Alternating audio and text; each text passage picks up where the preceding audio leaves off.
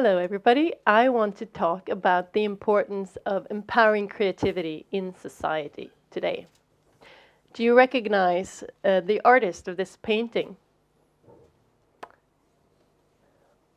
Well, had the creativity of this artist been empowered, we would have lived in a more beautiful day, a beautiful world today. Why? The artist is Adolf Hitler.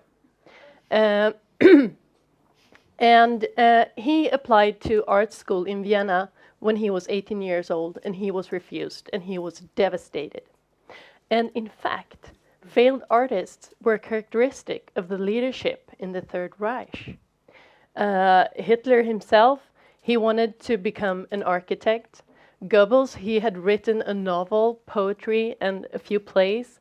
And another very powerful man within the Nazi party, Rosenberg, he also had literary ambitions. I learned this from a Swedish documentary called The Architecture of Doom, and it's about 20 years old, and I can truly recommend it. In this movie, we learn how Hitler's creativity was channeled instead, and how the big German national socialism was a gigantic aesthetic project. And that is pretty scary if we think of it. I have a background from the Stockholm School of Economics. 12 years ago, I started as a Ph.D. student in the accounting department at that school. And there I had the privilege to actually do research within a very broad interest area that I have, ranging from the role of culture and the significance of music on the one hand, and processes and structures of control in society on the other hand.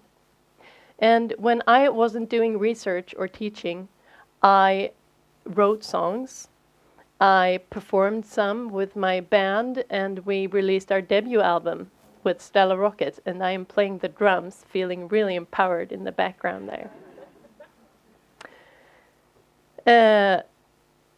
So, I will start out talking about the power of music. Do you recognize this song?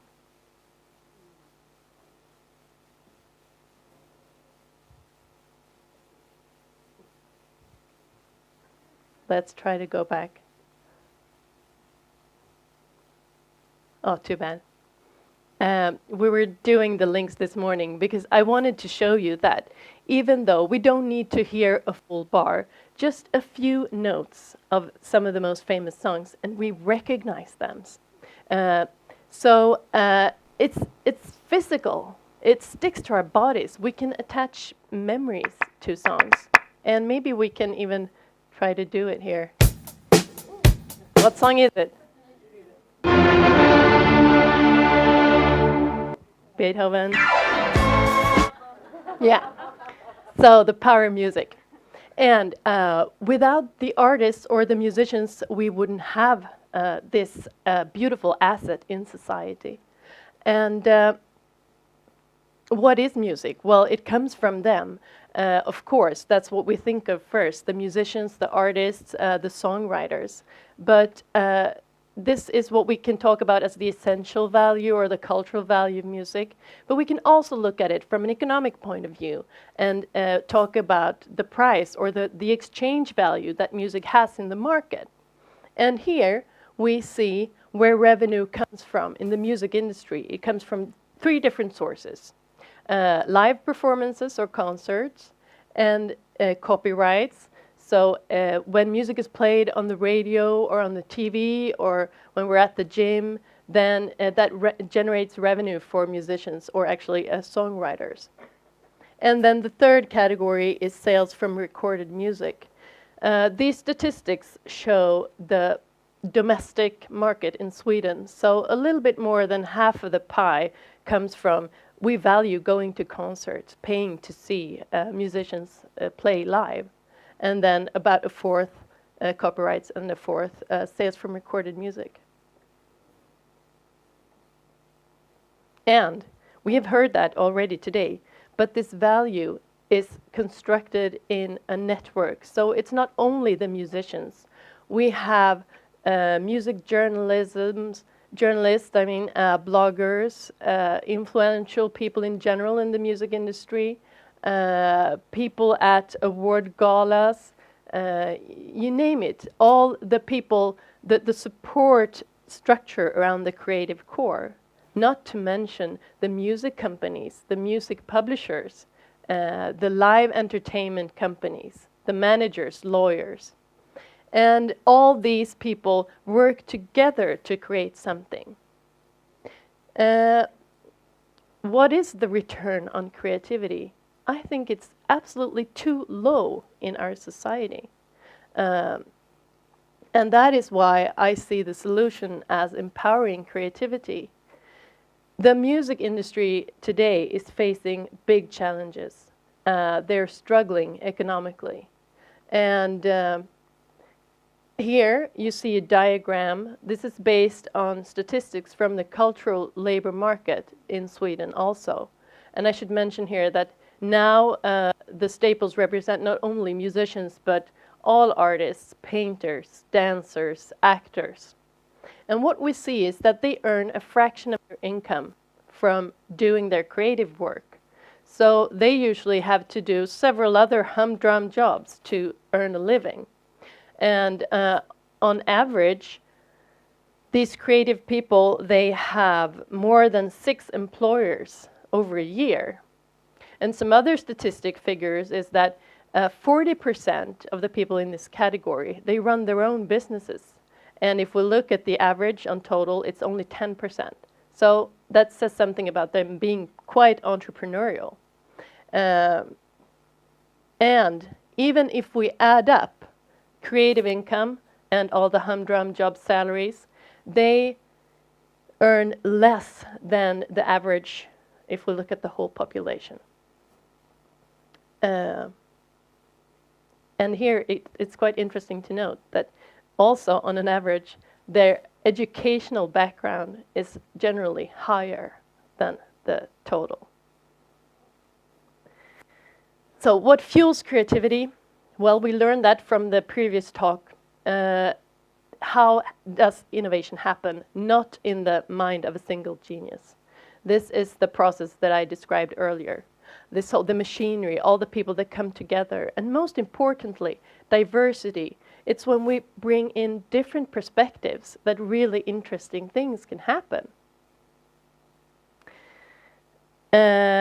I'm sorry to put a doomsday atmosphere in the room, but if we look at the gender statistics from the music industry, this is what it looks like.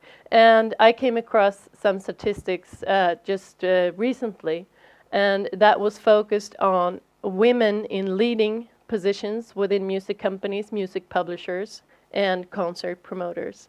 And the representation of women in these positions, they enter 20-25% at best. So, I mean, if we want diversity, and if we want, we have to do something. But I want to end on a positive note. Here, we see something interesting, and I think something truly innovative. It's Beck. You remember I'm a Loser? Beck? You know what he's done? His latest album is 20 pieces of sheet music in print. No album. So, I mean, it's sort of, you know, he's communicating to the musically literate. This is another form of empowering. Music for musicians. We have a lot of music for the masses in today's music climate. And I think this is really, truly creative. I should say, I have to quote Yo-Yo Ma when he was awarded the Polar Music Prize. He said something that I remember, musical literacy for all. I took that with me. I thought it was beautiful. Another message that comes across, do it yourself. Get out there and enjoy the experience of being a musician. I really enjoyed it, I must say. And to come back to where I started, if we want to have a cultural industry with you know, high diversity, creative products. We don't want, yeah, I was going to say, sorry. Also, what we can see as an effect, hopefully, of what Beck is doing now when he releases sheet music, that when he goes on tour, you know, we will run to get our ticket to hear the Beck interpretation of the song for the first time. So, I mean, empower creativity, and also you might see the economic effects of it. I'm sure of it. We don't want to end up with just one sort of anything, one sort of music, no matter what it is. We want all flowers to bloom, right? And if we want that, I think it's simple. Diversity and creativity in, diversity and creativity out. So that's my message to you today. Thank you for listening.